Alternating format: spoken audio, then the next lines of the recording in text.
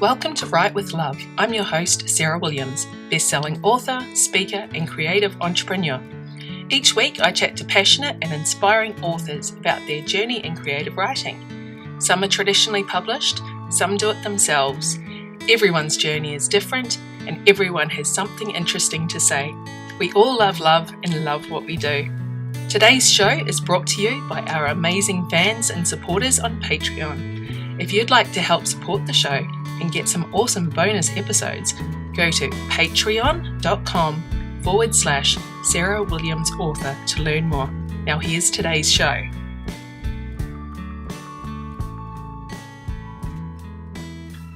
G'day, I'm Sarah Williams. Thanks for joining me for episode 40 of Write with Love. I'm recording this on Friday, the 21st of September 2018. I've been presenting a series of workshops called Taming Your Muse at Sunshine Coast Libraries. I'm all finished now, and I had a great time meeting aspiring authors and chatting about books and writing.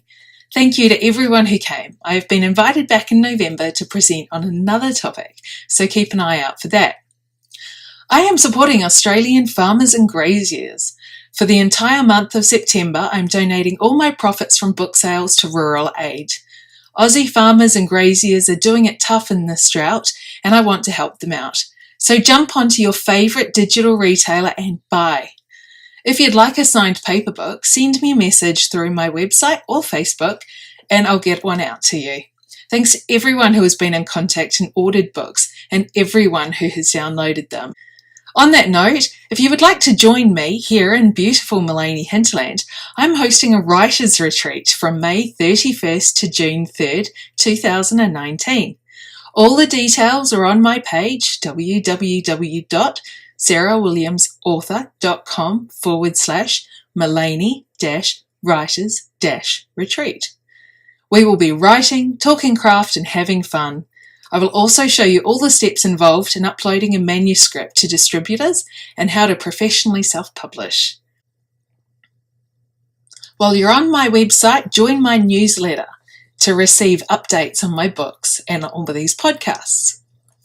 Also on Facebook, go over and join my group, Readers of Sarah Williams, and you'll get to view my latest cover for The Dairy Farmer's Daughter, which is out November 28th and is now available for pre-order.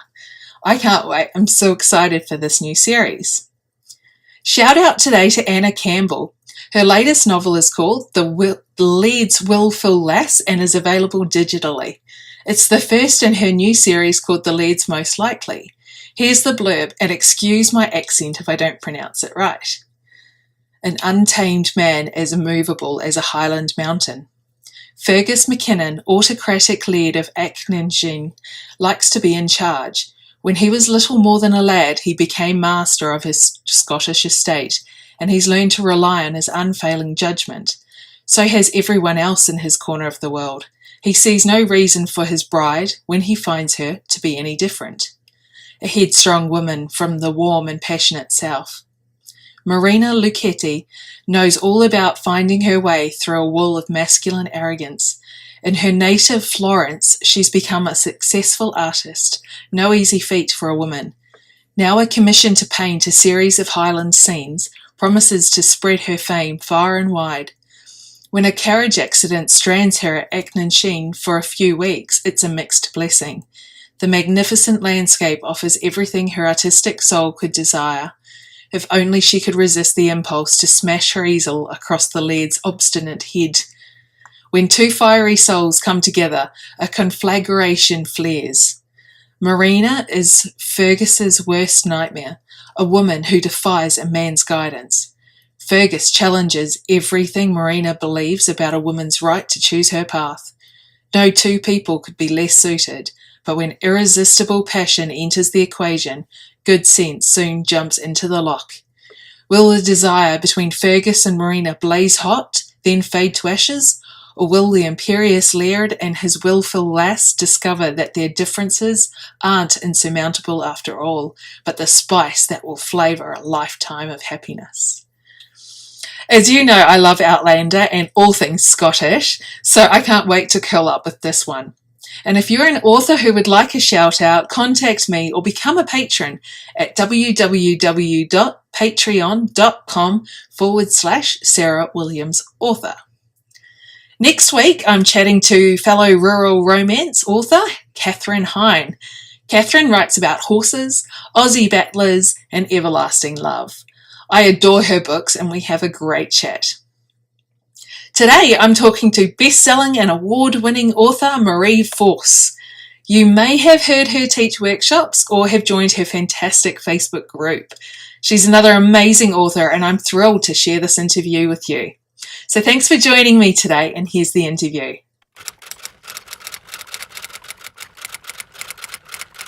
She's a two-time nominee for the Romance Writers of America's Rita Award for Romance Fiction.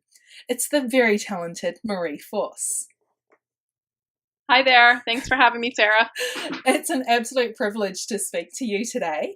I know we've got lots to cover, so we'll just jump into it. So can you tell us about yourself and your amazing journey? So I started writing fiction in 2003, 2004, and the very first book I wrote was this one, which is Treading Water. And actually, this didn't actually get published until the end of 2011, but that was the first book I ever wrote, and I finished it in 2005. Tried to sell it, tried to get an agent, tried, to do all the things that we do, and didn't really have much luck, and I finally ended up selling the seventh book I wrote, which was Line of Scrimmage, and that came out in September of 2008. So as of September of this year, I'll be published 10 years. And I have gone over 7 million books sold since you got your stats. I guess I need to update my website. And 70 books written. And I've got samples of all my series here. So this is Fatal Affair, which is the first book in the Fatal series with Harlequin. And that came out in 2010. And then All You Need Is Love is the first book in my Green Mountain series, which was with Berkeley. And now I'm self-publishing the end of that series.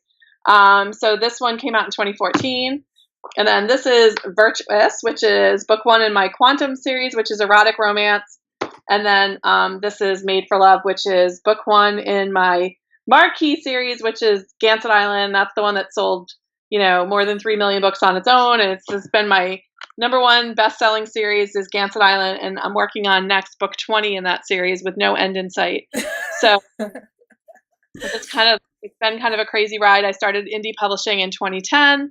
I've been traditionally published all along from 2008 straight through to today. I've been under contract to one publisher or another, and right now I'm under contract to Harlequin for the Fatal series and to Kensington for my new historical Gilded series, which I've got the cover of book one right here, actually. Let me grab that for you.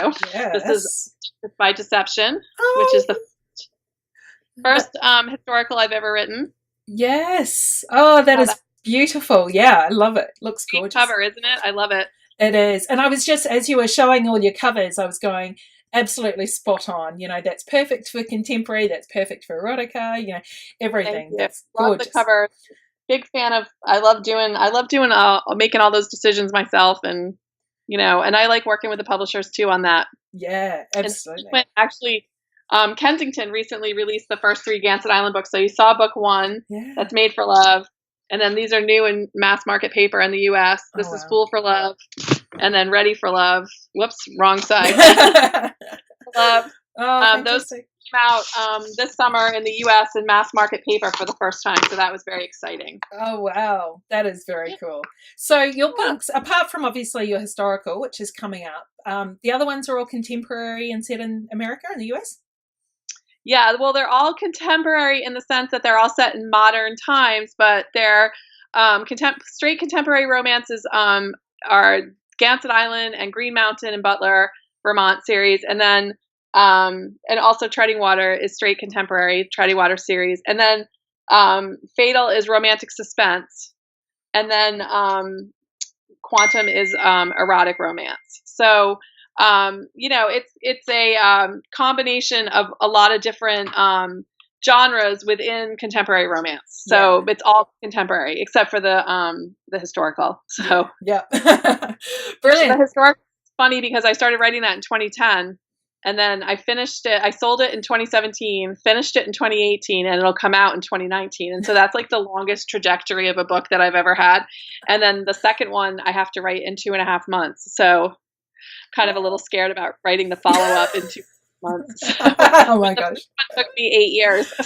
Oh gosh. So your historical is going to be a series as well? It's going to be a series of at least 3 books. I don't know if I'm going to take on another big, long series. I'm finishing Quantum in 2019, and I'm finishing Treading Water in 2019. So I'm going to be down 2, which is good. So I'm hoping to probably write 3 books in the Gilded series total. So we'll see. Excellent. Well, let's just have a quick talk about your historical. So is it historical? Is it like a Regency era, or what kind of age? It's Edwardian, turn of the century, set in 1902, which is actually a really fun time to write because there was so much innovation going on and so many new inventions. And it was a really progressive time. Like people were, can you see my dog freaking out behind me? I hope not. Okay. One of my 3 dogs is freaking out behind me playing with a toy. And I'm like, oh my God. So it was a really impressive time in the sense that like people were starting to get indoor plumbing, and they were, starting to get electric lights in their homes and things like that. And I write about a very forward-looking Duke who invested in all these inventions, and like he's supporting the Wright brothers in the United States who are trying to bring manned flight to reality. And so it was really fun to write about all the innovations and inventions and things that were going on at that time, and then to try to bring the romance into it too. So yeah. So is it set over in the UK or America? It's set in the UK. The first book is set in the UK, and then the second book is actually going to be set in Newport, Rhode Island, because the Duke that is featured in Duchess by Deception has a good friend who's an American.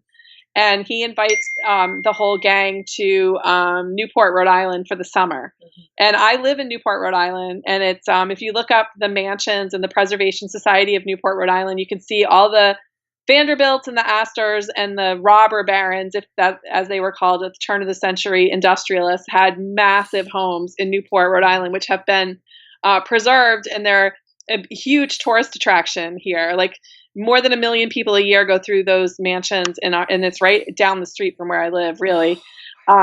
So I'm looking forward to bringing my hometown of Newport, Rhode Island into the series. So I think it's going to be really fun when the action switches to Newport for one book. Yeah. Oh, that'll be fantastic. All right. So let's take it in completely the different direction to your Quantum series. I'm really interested to talk to you about this one. Yay. Hot, guys. We love it. Let me show you this one too. This book's out next week. Ooh. Can you see that? Yeah, outrageous. That is gorgeous. I'll out of the frame so you can really see. I love that you frame. Without the glow. Yeah. That is gorgeous. He's yummy. And let me just say that Outrageous is the funniest book I've ever written. Hands down, no questions asked. Funniest book I've ever written. So fantastic. So the Quantum series, tell us about the series and about some of the characters.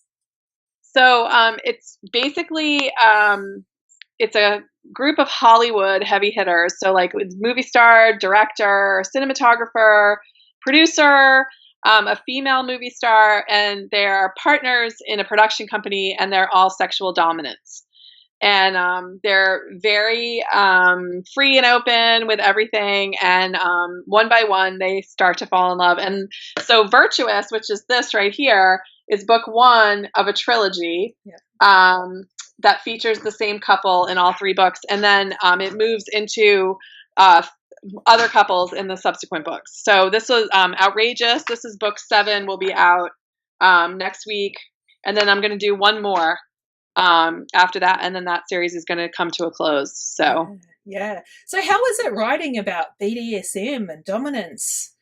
So I really have enjoyed it because one of the things I really love about it is the communication element of it. Yeah. So in a typical, like what they call vanilla relationships, there's not a whole lot of discussion ahead of an encounter of what's going to happen and how it's going to happen and what to expect and all that. And in the BDSM lifestyle, it's all about communication. It's about talking it out ahead of time. It's about everybody being on the same page and no surprises, so I thought that like the part that I've most enjoyed writing is the communication element of it. I found that to be very interesting. Yeah. So, like I said, like people don't sit down like, like in a business meeting before they get busy. Say, this is what's going to happen, and this is how it's going to happen, and this is what I expect from you, and this is what I don't want. I mean, like, who does that?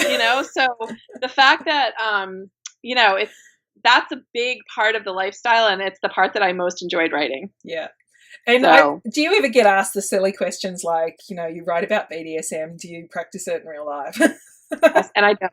Yes, and I think it's probably obvious to people who do that I don't, and I'm not like trying to be like, I'm not trying to be anyone that I'm not. I never am trying to be anything that I'm not. But like I don't solve murders either, but yet my character of Sam Holland in the Fatal series is a DC homicide detective, and so like I've never solved a murder, but yet I can write about people who do, so it's kind of like and like I love when Stephen King says that, like, because people always ask those questions like, oh, do you do everything that your characters do? Well, Stephen King's like, well, I've never committed a murder, and so it's like, it's so silly that people say that stuff. I just had a lady tonight say to me, and she was totally sweet and funny, and like it was no big deal, but she was like, because my husband is sitting right next to her, and she's an older woman, and she's kind of like, so he must really like what, and I'm like, nah, not so much.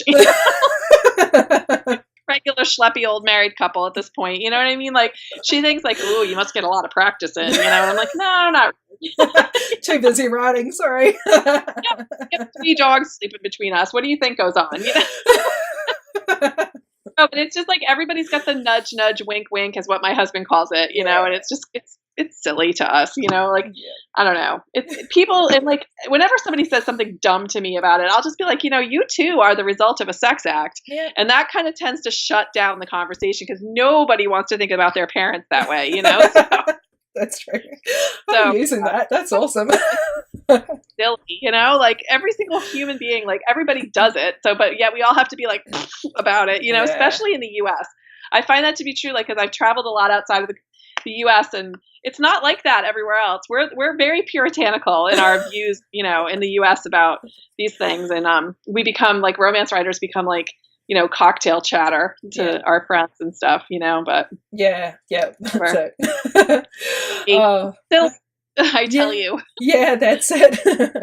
So you've got to deal with Harlequin at the moment. So do you enjoy working with publishers and having the hybrid and being in indie as well? 'Cause you're publishing both ways continuously. I am, and I always have been. Actually, I've actually been with Harlequin for 8 years. As of June of this year has been 8 full years of the Fatal series with Harlequin. And so that's not new. Thanks that because I guess I have a name, in the indie community, which it's obviously because of, the Gansett Island series has done really well in indie, the Quantum series, Treading Water. Like, I've had more than 40 indie books and they've done really well, but I've also always been traditionally published too. Yeah. So there's never been a time when I wasn't. Yeah. So I really like so many elements of that. Like, there's a lot of things that they do for me, that I couldn't do for myself, and getting paperback books into stores and things like that. And, they pay me up front, which is also really nice, so there's nothing wrong with that. I'm just saying, so, and I have a really nice relationship with Harlequin. As you know, my father just passed away, in July, somewhat suddenly. And I have a book due at the end of July, and, my Harlequin team was just like, do what you got to do. You know what I mean? There's no pressure or, and Kensington also published with them with the Gilded series, the new historicals, and they also brought out my Gansett Island paperbacks this summer, and I really like working with them. And, at this point in my career, it's about like, is it fun? Is it beneficial? Is it profitable? If there's yes to all those questions, then okay, so, and I really do very much enjoy working with my team at Harlequin and at Kensington. So for me right now, it's definitely a good place to be. Yeah. So. And you literally have the best of both worlds. You're very successful indie, and then you're very successful traditionally published.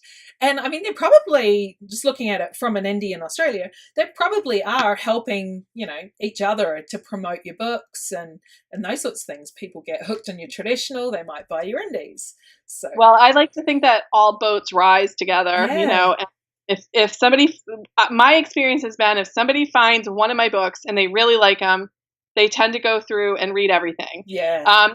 Obviously, now that I have 70 books, it's not like they go through and they read everything right now. It's like, back when there was 20, they could rip through them in 2 weeks, and now it's more of a commitment, But I tend to find, like, if I find an author that I really connect with, I want to read everything that they have. And it really just sometimes takes, I call it the gateway drug, like the one book that gets them in, and then hopefully you get to keep them, So I often find that people will find one book from one series, and that's all it takes, And so that's why I always tell other authors too, like, don't put out anything that's not as good as it could be, because that could be your only shot with that reader, And so, like, if it's not the best thing that you could possibly make it, then it's probably not a good idea to put it out, because that reader will not give you another chance, Like, there's so many other authors to choose from. You don't want to ever squander that opportunity. So yeah, I try to take really seriously that the readers are also, a lot of my readers don't have tons of disposable income, so they don't get to go to movies or go out to dinner, but they get their books, and so they're like, I try to make sure that I give them a good time, Yeah, So, absolutely. yeah. So, which books did you get your nominations for, your Rita nominations? Fatal Frenzy, which was book 9 in the Fatal series, in which one of my detectives, one of her members of her squad is killed in the line of duty. And that was a very powerful book, and I was glad to see that one be nominated. And I'm trying to think of what the other one was. It was Ravenous, which was book 5 in the Quantum series, which had a British hero, which I think he probably took me right over the top. So, yeah. Awesome. And so, you've got books in audio and print. All and of them Kindle? are in audio. All of them are in audio. Yeah, and I've got I have a wonderful team working with me, and so all my indie books are coming out in audio on the same day as everything else. So we've really got it down to a science. So, and then I've got this book coming out in October called 5 Years Gone, which is a big contemporary about a woman whose boyfriend deploys after a terrorist attack and basically never comes back. And, like, she gives it 5 years, and then she's like, okay, I can't do this anymore. It's time to get back to my life. And she kind of has to, like, pick up the pieces of her life, kind of accepting that he's not coming back, And I'm having that one is out October 9th, but I wrote it at the end of last year. So it's coming out. Get this. You're going to love this. Okay. It's coming out in ebook, audio, with Andy Arndt and Joe Arden, who are two of the biggest names in audio right now. So I'm really psyched that they're going to be on this project. It's also going to be out on October 9th in German and French translation on the same day. And it's going to be in stores thanks to Kensington. So I feel like it's kind of like the holy grail arrival moment as an indie author, to have a book out in 3 languages on the same day. And then, like, in audio, in high level audio, print, like, I'm really excited, and ebook, of course. So very excited about my little trifecta. Yeah, that is really fantastic. And I've actually spoken to Andy Arndt on the show. So she is fantastic. She did a beautiful job on 5 Years Gone. I'm really excited about it. And looking forward to getting that book out in October. Yeah, so absolutely. Well, I'll write that one down. I love my audio. Basically sat on it for almost a year after I wrote it so that I could do all these things with it. So it was fun. Oh, that's fantastic. Oh, that'll be absolutely brilliant. I can't wait. So you also do some presenting of workshops and online and virtual as well. Tell us about doing that. Yeah. So that's been really fun. I really do like to teach. I'm finding, like, I never thought I could ever really do it, and then I started to, like, really start to enjoy it. And so that's the number one reason why I like to do the workshops, is it connects me with other authors, and it is really fun to do. And I do marketing 101, self-pub 101. We do audiobook workshop. A lot of them are on demand on my website. You can take them anytime you want. We've got a marketing one coming up that I'm going to do in September. So sometimes I do them live, like, meaning, like, in a given week, there with the participants all week long. Other times they're just available on demand. So if you just want the info, you can get it at any time. So they're all at marieforce.com/authors. So you can see, like, and I also have a publishing imprint, Jack's House Publishing, in which I publish other authors. And we have 14 books coming from Jack's House this fall, which we're really excited about. That's been really fun, working with other authors and helping them to build series and things like that. So yeah, I've been having fun with that. Yeah. Wow, you just must be so busy. Yeah, but it's all fun. It's all stuff I like doing. And like, if I didn't like doing it at this point, I wouldn't be doing it. And I really do like the Jack's House stuff. Like I said, I have a great team that supports me. And so like, they're doing all the Jack's House stuff too. And so that, it keeps everybody busy and employed. That's it. Yeah, we're having fun. Oh, fantastic. So we've already mentioned that you've got a couple of books coming out before the end of the year, which is phenomenal. My gosh, how long does it actually take you to write a book? So I give myself 3 months on the Fatal books, which are the romantic suspense, because the murder mystery element of it is a little bit more taxing, a little bit more involved than the straight up contemporaries. The straight contemporaries I can do in 2 months. I have this like really awesome run right now where I've got a bunch of stuff scheduled between myself and publishers, where I've got something coming in October. August is Outrageous, and then October is 5 Years Gone, and then November is Fatal Invasion, and then January is Duchess by Deception, and then March is Fatal Reckoning, which is the book they gave me the extension on that I'm finishing now, which involves a character that I've been writing for 11 years. Her father dies in the book. Wow. So I started writing that May 1st when my father was fine. And this whole thing with my family has happened while I was writing about my character losing her father. So it's like this convergence of like, I don't know, a lot of my readers are saying it's not a coincidence, but to me, it's kind of crazy. So that I had already written like her father dying somewhat suddenly, the funeral, all that. And then like literally my life like followed that path that I had already written. And it was just so crazy when I was like, this cannot be happening. But so now it's been a little bit, my father died 3 weeks ago today. And so it's been a little bit difficult trying to get back into the swing of writing a book about my character whose father died. Yeah. So this close to finishing it, but I just have to do it, so.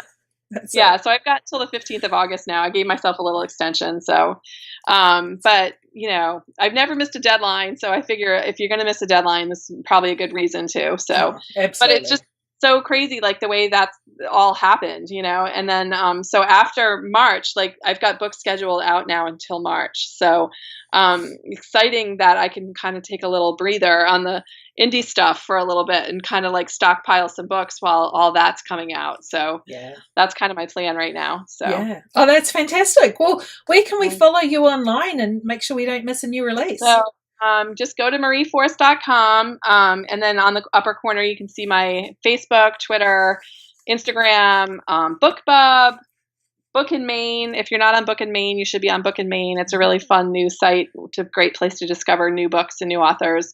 Like all the social media icons are in the upper right-hand corner of my website. So that's awesome.